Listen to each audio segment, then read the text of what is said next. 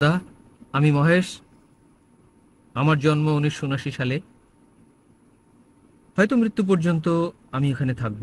হয়তো 2030 কিংবা 40 যদি পৃথিবী থাকে। আমি কেবল জানতে চাই 1979 সালের আগে পর্যন্ত আমি কোথায় ছিলাম, মৃত্যুর পর আমি কোথায় থাকব। যদি এই পৃথিবীতে থাকি একটা নির্দিষ্ট সময় পর্যন্ত, আমি তখন কার প্রতিনিধিত্ব করব? ভাই প্রশ্ন করলেন যে তিনি 1979 সালে জন্মগ্রহণ করেন এবং বর্তমানে তিনি ইউএইতে আছেন। তিনি জানতে চান পরে তিনি কোথায় থাকবেন। তিনি বলছেন খুব সম্ভবত তিনি এখানে 2030 সাল পর্যন্ত থাকবেন যদি পৃথিবী থাকে। মৃত্যুর পর তিনি কোথায় থাকবেন এবং আপনি কার প্রতিনিধিত্ব করছেন? ভাই আপনি নিজের প্রতিনিধিত্ব করছেন। যদি না আপনি করে থাকেন কোনো কারসাজি অথবা লুকানোর চেষ্টা কিছু না করেন, যদি আপনি সঠিক হন তাহলে আপনি আপনার প্রতিনিধিত্ব করছেন। 1 নম্বর পয়েন্ট, মৃত্যুর পর আপনি কোথায় থাকবেন তা নির্ভর করছে আপনি কি অনুসরণ করছেন। যদি আপনি অনুসরণ করেন সর্বশেষ চূড়ান্ত মহিমান্বিত কোরআন, মৃত্যুর পর আপনি স্বর্গে থাকবেন। যদি আপনি স্রষ্টার আইনের বিরুদ্ধে যান, সর্বশেষ চূড়ান্ত বাণী কোরআনের বিরুদ্ধে, তাহলে মৃত্যুর পর আপনি নরকে যাবেন। তবে আমি জানি না আপনি মেনে নেবেন কিনা সর্বশক্তিমান ঈশ্বরের নির্দেশ আজ যা আপনি করেছেন 1979 সাল থেকে 2012 সালের 14 এপ্রিলের মধ্যে যা কিছু করেছেন সব মাফ হয়ে যাবে। সব মাফ, শূন্য, আপনাকে মাফ করে দেওয়া হবে। তাহলে অতীতে আপনি যা কিছু করেছেন অতীতের সব মাফ হয়ে যাবে। কারণ আমাদের প্রিয় নবী মুহাম্মদ সাল্লাল্লাহু আলাইহি ওয়াসাল্লাম বলেছেন, যে মুহূর্তে কেউ গ্রহণ করে ইসলাম তার আগের সব পাপ মাফ হয়ে যাবে। তাই স্রষ্টার আইন অনুসরণ করার উপর ভিত্তি করে আপনি কোথায় থাকবেন আমি বলতে পারি, কিন্তু আপনি জানেন না যে আপনি কখন মারা যাবেন। সেক্ষেত্রে যদি আপনি বলেন আপনি জানেন, কি বলবো, হয়তো আমি 2030 সাল পর্যন্ত বাঁচবো, তাই 2029 সালে আমি ইসলাম গ্রহণ করব।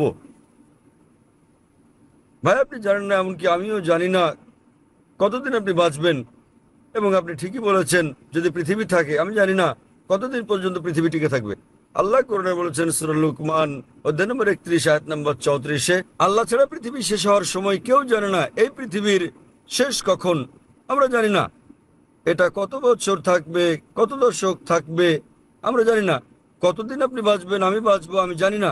সুতরাং উত্তম হচ্ছে যখনই আপনি সত্য জানতে পারলেন তখনই তা গ্রহণ করেন। অতীতের সব গুনাহ মাফ হয়ে যাবে। তারপর আপনি চেষ্টা করেন অনুশীলন অনুসরণের যতটা আপনি পারেন। তাহলে মৃত্যুর পর আপনি কোথায় থাকবেন তা আপনার উপরে নির্ভর করবে। আমি কেবল আপনাকে পথটা বলে দিতে পারি। আল্লাহ কোরআনে বলেছেন সূরা গাসিয়া অধ্যায় নম্বর 88 আয়াত নম্বর 21 ও 22, আল্লাহ বলেছেন, ফযাক্কির ইন্নামা আনতা মুযাক্কির। তিনি নবীকে বলছেন, তোমার দায়িত্ব বাণী পৌঁছে দেয়া, হেদায়েত দান করা আল্লাহ সুবহানাহু ওয়া তাআলার হাতে। তাই আমি আপনাকে জিজ্ঞেস করতে পারি, ভাই মৃত্যুর পর আপনি স্বর্গে না নরকে যেতে চান? আপনার মৃত্যুর পর আপনি কি স্বর্গে যেতে চান না নরকে? সত্যি বলতে কি, আমি জানি না। আপনি জানেন না। কারণ আমার কাছে স্বর্গ নরক সবকিছুই সবকিছুই এখানে। এটা আমাদের উপর নির্ভর করে। হ্যাঁ, এটা অস্থায়ী স্বর্গ নরক, আপনি জানেন অস্থায়ী। যেমন আমি আগে বলেছি, কোরআনে বলা হয়েছে সূরা মুলক অধ্যায় নম্বর 67 আয়াত নম্বর 2, আল্লাযী খালাকাল মাউতা ওয়াল হায়াতা। তিনি আল্লাহ যিনি সৃষ্টি করেছেন মৃত্যু ও জীবন, যাতে তিনি পরীক্ষা করতে পারেন তোমাদের মধ্যে কর্মে কে উত্তম। এটা একটা পরীক্ষা। এই পৃথিবীতে মানুষ গড়ে 60-70 বছর বাঁচতে পারে, কেউ আবার মারা যায় 20 বছরে, কেউ 50 বছরে, কেউ বা বাঁচে 100 বছর, গড়ে হতে পারে 60-70 বছর। তাই এটা একটা অস্থায়ী জীবন। পরবর্তী জীবন অসীম। তাহলে আপনি বলছেন স্বর্গ নরক এখানেই, এবং তারপর যদি আপনি এই জীবনকে স্বর্গ বানাতে চেষ্টা করেন, বিলাসিতা করেন, জীবনকে উপভোগ করেন, মদপান করেন, তাহলে পরবর্তী জীবন হবে নরক। কারণ কোরআনে আল্লাহ বলেছেন সূরা হুদে যে যারা যারা চাই ইহকাল, আল্লাহ তাদেরকে ইহকাল দেবেন, কিন্তু পরকাল তাদেরকে দেবেন না। আর যারা পরকাল চায়, আল্লাহ তাদেরকে পরকাল তো দেবেন, ইহকালও দেবেন। তাই একজন ব্যবসায়ী হিসেবে যদি কেউ বলে যে আপনাকে সামান্য জ্বালা যন্ত্রণা দেব এই 70 বছর ধরে, পরবর্তী জীবনটা তো হচ্ছে অশেষ, সেটা অসীম, সর্বদা আনন্দ। তাহলে এই জীবন 0.0001% পরবর্তী জীবনের। ব্যবসায়ী হিসেবে আপনি কথা বলতেও কিছু মনে করবেন না, ওকে এই অল্প সময় অসুবিধায় আমি কিছু মনে করবো না। কারণ জানি অল্প সময়, পরীক্ষার আগের মতো আপনার সংগ্রাম করা, আপনার রাত জায়গা, আপনি ঘুমান কিংবা অল্প ঘুমিয়েছেন, এবং তারপর আপনি পরীক্ষা দিয়েছেন। সেই অল্প কয়েকটা দিনের জন্য আপনি কঠোর পরিশ্রম করেছেন যাতে ভবিষ্যতে আপনার মঙ্গল হয়। একই রকম ভাই এই জীবন হচ্ছে পরকালের জন্য একটা পরীক্ষা। যদি আপনি হিন্দু হন, আপনি মহেশ হন, এবং যদি আপনি হিন্দু ধর্মগ্রন্থ সময় বিশ্বাস করেন, একই কথা বলা হচ্ছে বেদে। যদি আপনি ঋগ্বেদ পড়েন বই নম্বর 10 অধ্যায় নম্বর 16 শ্লোক নম্বর 4 ও 5, এখানে বলা হচ্ছে পুনর্জন্ম সম্পর্কে। পুনর মানে পরের, জন্ম মানে জীবন, পরকাল সম্পর্কে একই কথা বলা হচ্ছে কোরআনে। তাই এই জীবনে আপনি এসেছেন এবং এর পরের জীবন, জন্ম পুনর্জন্মের, জন্ম মৃত্যু জন্ম মৃত্যু জন্ম মৃত্যু চক্রের কথা বেদে বলা হয়নি। এতে বলা হয়েছে পুনর্জন্মের কথা, মানে পরের জীবন যাপনে বলা হচ্ছে। তাহলে একজন প্রকৃত ভালো মানুষ এটা ভাববেন, একজন ভালো ব্যবসায়ী হিসেবে পরের জীবনটা বহু গুণ করতে থাকুন। এই জীবন ক্ষুদ্র, অতি ক্ষুদ্র, নগণ্য, 0.0001% পরের জীবনের তুলনায়। তাই জ্ঞানী ব্যক্তি হিসেবে এই জীবনে কষ্ট পেতে আপনি কিছু মনে করবেন না, যাতে আপনার পরের জীবনটা কাটে স্বর্গে, জান্নাতে। তাহলে ভাই, আপনি কি পরের জীবনে স্বর্গে না নরকে যেতে চান ভাই? জি স্যার। পরের জীবনে কি আপনি স্বর্গে যেতে চান নাকি নরকে? না স্যার, আমি পরের জীবন লাভের কথা ভাবছি না, কারণ পরের জীবন লাভ করতে চাইলে যদি আমি পরের জীবন নিতে যাই তা। আপনি কি হিন্দু ধর্মগ্রন্থ সময় বিশ্বাস করেন? জি স্যার। আপনি বিশ্বাস করেন? বেদে বিশ্বাস করেন না? ধর্মগ্রন্থ নয়, কিছু পয়েন্ট। আপনি কি বেদে বিশ্বাস করেন? হ্যাঁ, তবে আমি বেদের বেশি কিছু জানি না। কিন্তু আপনি বিশ্বাস করেন এটা পবিত্র গ্রন্থ, ঠিক? এই আপনি বিশ্বাস করেন যে এটা ঈশ্বরের বাণী? না, আমি ভাবি আমি ঈশ্বর, আপনি ঈশ্বর, সবাই ঈশ্বর। ঈশ্বর, যা হিন্দু ধর্ম বলে আকাম ব্রহ্ম স্বামী। ঈশ্বরের ঈশ্বরের সংজ্ঞাটা কি?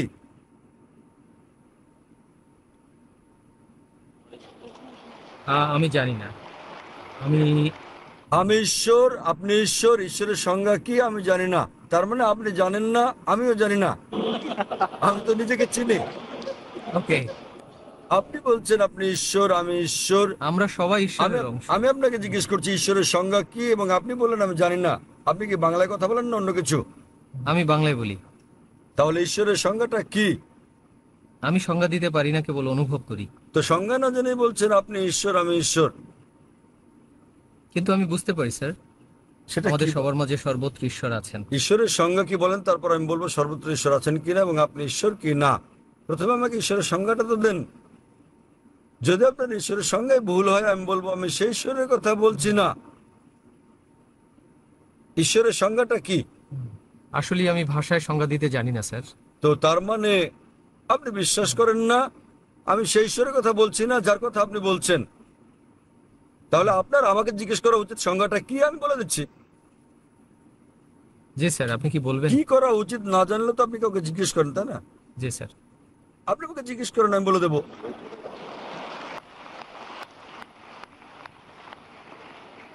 বেদ এবং উপনিষদে দেয়া ঈশ্বরের সংজ্ঞার পর আমি আসবো কোরআনে। যদি আপনি পড়েন উপনিষদ, ছান্দোগ্য উপনিষদ অধ্যায় নম্বর 6 অনুচ্ছেদ নম্বর 2 শ্লোক নম্বর 1, एकम एविदित्यम। ঈশ্বর কেবলমাত্র একজন, দ্বিতীয় কেউ নেই। উল্লেখ আছে শ্বেতসূত্র উপনিষদে অধ্যায় নম্বর 6 শ্লোক নম্বর 9। नाचस्य कसिज जनिता न चदीपा। এটা সংস্কৃত উদ্ধৃতি, যাতে বলা হয়েছে যে ঈশ্বরের চেয়ে বড় আর কেউ নেই, তার কোনো পিতামাতা নেই। সর্বশক্ত ঈশ্বরের কোনো প্রভু নেই, তার চেয়ে বড় কেউ নেই, তার পিতা নেই, তার মাতা নেই। উল্লেখ আছে শ্বেতসূত্র উপনিষদে অধ্যায় নম্বর 4 শ্লোক নম্বর 19। न तस्य प्रतिमा अस्ति। মহান ঈশ্বরের কোনো প্রতিমা নেই। প্রতিমা সংস্কৃত শব্দ যার মানে প্রতিবিম্ব, ছবি, প্রতিকৃতি, ভাস্কর্য, মূর্তি। न तस्य प्रतिमा अस्ति। মহান ঈশ্বরের কোনো প্রতিবিম্ব নেই, কোনো ছবি নেই, প্রতিকৃতি নেই, পুতুল নেই, আলোকচিত্র নেই, প্রতিমা নেই, মূর্তি নেই, ভাস্কর্য নেই। একই কথা বলা হয়েছে যজুর্বেদে 32 নম্বর অধ্যায়ের শ্লোক নম্বর 3। न तस्य प्रतिमा अस्ति। মহান ঈশ্বরের কোনো প্রতিবিম্ব নেই, কোনো ছবি নেই, কোনো প্রতিকৃতি নেই, কোনো আলোকচিত্র নেই, ভাস্কর্য নেই। আরো বলা হয়েছে হিন্দু ধর্মের ব্রহ্মসূত্রে एकम ब्रह्म देवत्या नास्ते नीना नास्ते किंचन। ঈশ্বর কেবলমাত্র একজন, দ্বিতীয় কেউ নেই, আর কেউ নেই, আর কেউ নেই, আর কোথাও। তো এই সংজ্ঞার উপর ভিত্তি করে ঈশ্বর একজন, তার মতো কেউ নেই। এবং কোরআনে আরো বলা হয়েছে সূরা ইখলাসে অধ্যায় নম্বর 112 আয়াত নম্বর 1 থেকে 4, ঈশ্বরের সংজ্ঞা হচ্ছে, कुल हुवल्लाहु अहद, বলো তিনি আল্লাহ এক এবং অদ্বিতীয়। अल्लाहु समद, আল্লাহ চিরস্থায়ী ও চিরঞ্জীব। लम यलिद वलम यूलद, তিনি কাউকে জন্ম দেননি, কখনো জন্ম নেননি, वलम यकुल लहु कुफुवन अहद, এবং তার সমকক্ষ কেউ নেই। कुल हुवल्लाहु अहद। বলো আল্লাহ এক এবং অদ্বিতীয়। মানুষ কি কেবলমাত্র আপনি একা, নাকি আমি একাই মানুষ? হ্যাঁ কি না? হ্যাঁ কি না? আমি একজন মানুষ। শুধুমাত্র আপনি কি একাই মানুষ, কেবলমাত্র একা? না না না, আমি অনেকের कुल মধ্যে একজন। हुवल्लाहु अहद, বলো তিনি আল্লাহ এক এবং অদ্বিতীয়। अल्लाहु समद, আল্লাহ সার্বভৌম চিরস্থায়ী। আপনি কি সার্বভৌম চিরস্থায়ী? আপনি কি সার্বভৌম এবং চিরস্থায়ী? না, তো কিভাবে আপনি ঈশ্বর হতে পারেন? আমি চিরস্থায়ী নই, আমি কিভাবে ঈশ্বর হতে পারি? लम यलिद वलम यूलद, তিনি কাউকে জন্ম দেননি, তাকে কেউ জন্ম দেয়নি। আপনাকে কি জন্ম দেওয়া হয়েছে? আপনি কি জন্ম নিয়েছেন? আপনি জন্মেছেন কি না? হ্যাঁ, তাহলে কি করে আপনি ঈশ্বর হবেন? এমনকি আমি জন্ম নিয়েছি, আমি কি করে ঈশ্বর হই? আপনার কি সন্তান আছে? আমি জন্ম দিয়েছি, আমার সন্তান আছে। আপনার সন্তান আছে? হ্যাঁ। কিভাবে আপনি ঈশ্বর হতে পারেন? वलम यकुल लहु कुफुवन अहद। তার সমকক্ষ কেউ নেই। আসলে তার মানে আপনার আমি যা ঈশ্বরের বলছি- সংজ্ঞা ভুলে যান। আপনি ঈশ্বর সম্পর্কে যা বলেছেন, আমি আমার দেয়া ঈশ্বরের সংজ্ঞা বলছি। ঈশ্বর সম্পর্কে আপনি যা বলেছেন তা এখন ভুলে যান। সেটা হতে পারে গড, হতে পারে ছোট হাতের জি। আমি ছোট হাতের জি দিয়ে গডের কথা বলছি না যা আপনি বলছেন। আমি বলছি বড় হাতের জি দিয়ে গড। তিনি কেবলমাত্র একজন, তিনি সর্বশক্তিমান, তিনি চিরঞ্জীব। তিনি কাউকে জন্ম দেননি, তাকে কেউ জন্ম দেয়নি, তার সমকক্ষ কেউ নেই। এই সংজ্ঞার উপর ভিত্তি করে আপনি নিজেকে ঈশ্বর বলতে পারেন কি? আমি কি নিজেকে ঈশ্বর বলতে পারি? চাইলে আপনি পারেন। আমি আপনাকে জিজ্ঞেস করছি, আপনি কি জন্মেছেন? বলছেন হ্যাঁ। যদি আপনি ইচ্ছে করেন আপনাকে উন্মাদ বলা হবে। না স্যার, আমি যা বলছি সেটা আপনার আমি দেয়া- ঈশ্বরের অংশ। আপনি বলছেন একমাত্র ঈশ্বর না, আমি অনুভব করি আমি এর অংশ, বৃহৎ ঈশ্বরের। আমরা সবাই তার অংশ। হতে পারে আমরা আলাদা হয়ে গেছি, যেমন সেটা পৃথিবী আপনার হয়ে- দেয়া ঈশ্বরের সংজ্ঞা, সেটা বেদের ঈশ্বরের সংজ্ঞা নয়। এটা ঈশ্বরের সংজ্ঞা নয় যেটা আছে কোরআনে। তাহলে আমি বলি এই ঈশ্বর এক ভিন্ন ঈশ্বর। আমি সেই ঈশ্বরের কথা বলছি না যেটা আপনি বিশ্বাস করেন। আমি সেই ঈশ্বরের কথা বলছি যাকে আমি বিশ্বাস করি। তিনি এক, তিনি সবকিছুর অংশ নন। আপনার ঈশ্বর আপাতত ভুলে যান, পাশে সরিয়ে রাখুন। ফাইন, যে ঈশ্বরের কথা আপনি বলছেন তাকে আপাতত সরিয়ে রাখুন। আমি আমার ঈশ্বরের সংজ্ঞার কথা বলছি। আপনি বুঝলেন? তিনি কেবলমাত্র একজন, তিনি সর্বশক্তিমান। আপনি কি সর্বশক্তিমান? আপনি কি সর্বশক্তিমান? না, সর্বশক্তিমান নই। তাহলে আপনি ঈশ্বর নন। আমি যার কথা বলছি, যে ঈশ্বরের কথা আপনি বলছেন সেটা বাদ দেন। ওকে, ঠিক আছে, আমি আমার ঈশ্বরের কথা বলছি। তাহলে লা ইলাহা, কোনো ঈশ্বর নেই, সব মিথ্যা দেবতারা ভুল, আপনি তাদের বাদ দেন। আমি সঠিক সংজ্ঞার কথা বলছি। যদি কেউ বলে যে 2 + 2 = 5, এই সমীকরণ বাদ দেন। ঈশ্বর যার কথা আমি বলছি, সত্তা যার কথা আমি বলছি, তিনি একক, তিনি সর্বশক্তিমান, তিনি চিরঞ্জীব। তিনি কাউকে জন্ম দেননি, তাকে কেউ জন্ম দেয়নি। তিনি জন্ম নেননি, তিনি কাউকে জন্ম দেননি, এবং তার সমতুল্য কেউ নেই। তিনি কেবলমাত্র একজন। আপনি কি এরকম একজন ঈশ্বরে বিশ্বাস করেন? না স্যার, আমি বিশ্বাস করি না। সেটাই সমস্যা। তার মানে আপনি সত্যিকারের ঈশ্বরে বিশ্বাসী নন। আপনার প্রতি আমার অনুরোধ, হিন্দু ধর্মগ্রন্থ সমূহের যে উদ্ধৃতি আমি দিয়েছি সেগুলো পড়ুন। বাড়িতে আমি গিয়ে কোরআনের বলতে চাই, অনুবাদ পড়ুন। আমি- আসল ঈশ্বরকে আপনি খুঁজে বের করার চেষ্টা করুন। এসব ভুয়া ঈশ্বরদের নয়, আমি ঈশ্বর, আপনি ঈশ্বর। আমি নিজেকে ঈশ্বর বিবেচনা করি না। আপনি আমাকে ঈশ্বর বললে আমি বলবো হ্যাঁ ঈশ্বর। আমি এতটা বোকা নই যে আপনি বললে ঈশ্বর হয়ে যাব। আপনি নরকে যেতে চান, যান। আমি চাই না। আমি চাই না আপনি আমাকে নরকে নিয়ে যান। আমি স্বর্গে যেতে চাচ্ছি, আপনাকেও স্বর্গে নিতে চাই আমি। যদি আমি আপনার সঙ্গে একমত হই যে আপনি ঈশ্বর এবং আমি ঈশ্বর, আমরা দুজনেই তো নরকে যাব। আমি চাই দুজনেই স্বর্গে যাই। তাই আমি অনুরোধ করি আপনি আপনার ধর্মগ্রন্থ পড়ুন, বেদ, উপনিষদ, কোরআন পড়ুন, নিজেকে শিক্ষা দিন এবং আমার সঙ্গে যোগ দিন। আমরা দুজনেই স্বর্গে যাব ইনশাল্লাহ। ধন্যবাদ।